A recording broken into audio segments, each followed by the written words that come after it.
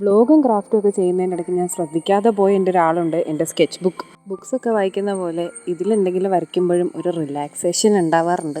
അപ്പോൾ ഞാൻ ഒരു പുതിയ പേജ് എടുത്തു. അതിൽ പെൻസിൽ വെച്ചിട്ട് ഒരു ബോർഡർ വരച്ചു കൊടുക്കുകയാണ് 4 സൈഡിലോട്ടും. ബുക്കിൻ്റെ സൈസിനനുസരിച്ച് ബോർഡർ വരയ്ക്കുന്നതായിരിക്കും നല്ലത്. എൻ്റെ സൈസ് കുറച്ച് കുറവുള്ള ബുക്കല്ലേ. സ്കെച്ച് ബുക്ക് എടുത്താൽ മറ്റേ ഒന്നെടുത്താൽ ഒന്ന് ഫ്രീ എന്നുള്ള രീതിയിൽ CD മാർക്കർ എൻ്റെ കയ്യിൽ വരും. അപ്പോൾ ഇതിൽ ഞാൻ റാൻഡമായിട്ട് കുറച്ച് റൗണ്ട്സ് വരച്ചു കൊടുക്കുകയാണ്, സർക്കിൾ വരച്ചു കൊടുക്കുകയാണ്. ഇത് ആക്ച്വലി ഞാൻ ഒരിടത്ത് കണ്ട് ഇൻസ്പയറായിട്ട് വരയ്ക്കുന്നതാണ് കേട്ടോ. ബോർഡറിൻ്റെ അകത്ത് തന്നെ നിൽക്കണം എന്നില്ല, പുറത്തേക്ക് പോകുന്ന പോലെ വരയ്ക്കാം. ചെറുതും വലുതും മീഡിയവും എല്ലാ സൈസ് സർക്കിളും ഉണ്ട്. ബോർഡറിനകത്ത് അങ്ങ് കിരികിരാന്ന് വരച്ചൊക്കെയൊന്നും വേണ്ട, അവിടെ ഇവിടെയൊക്കെ ആയിട്ടുള്ള രീതിയിൽ അങ്ങ് ഫുള്ളാവണ്ട, എന്നാൽ ഫുള്ളാവണം എന്നുള്ള രീതിയിൽ. കണ്ടോ, ഏകദേശം ഇതുപോലെ ഇരിക്കണം. ഇനി അതേ CD മാർക്കർ വെച്ച് നമ്മൾ ഈ സർക്കിളിൻ്റെ എല്ലാം ഉള്ളിൽ ചെറിയ ചെറിയ സർക്കിൾ വരച്ചു കൊടുക്കുകയാണ്.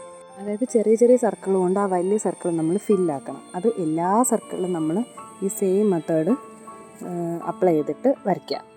ആക്ച്വലി ഭയങ്കര റിലാക്സിങ് ആയിട്ടുള്ള പരിപാടി, ഇങ്ങനെ ചെറിയ സർക്കിൾ വരച്ചു കൊടുത്തുകൊണ്ടിരിക്കുക എന്നുള്ളത്. അങ്ങനെ വരച്ച് കഴിയുമ്പോൾ ഒരു ഇല്യൂഷൻ പോലെ കിട്ടും. നമ്മൾ ആദ്യം വരച്ചു കൊടുത്ത ബോർഡർ ഉണ്ടല്ലോ, അവിടെ നമുക്ക് എന്തെങ്കിലും കാട്ടിക്കൂട്ടണ്ടേ. അപ്പോൾ നമ്മൾ സ്കെച്ച് പെൻ എടുത്തിട്ട് ആ ബോർഡർ വരയ്ക്കുക. എന്നിട്ട് അതിനകത്തോട്ടും നമ്മൾ ബ്ലാക്ക് കളർ തന്നെ സ്കെച്ച് ചെയ്ത് കൊടുക്കുക. അകത്തുള്ള ഗ്യാപ്പിലെല്ലാം നമ്മൾ ഫില്ല് ചെയ്ത് കൊടുക്കണം കേട്ടോ. വിന്നേഴ്സിനെ അനൗൺസ് ചെയ്യുന്ന മുന്നേ നമ്മുടെ ഗിവ് അവേ ഇവിടെ തീരുന്നൊന്നുമില്ല. ഇനിയും വിന്നേഴ്സിനെ കണ്ടുപിടിക്കുക. അപ്പോൾ കമൻറ്റ് ഇടുക. ഫില്ലായപ്പോൾ എന്തെങ്കിലും നമ്മുടെ ആർട്ട് ഇങ്ങനെയുണ്ട്. പെൻസിൽ വെച്ച് കുറച്ച് ഷെയ്ഡിങ് കൂടെ കൊടുത്താൽ സെറ്റ്. അപ്പോൾ ഇഷ്ടമായി ലൈക്ക് ചെയ്യുക, ട്രൈ ചെയ്ത് നോക്കുക. Okay, by.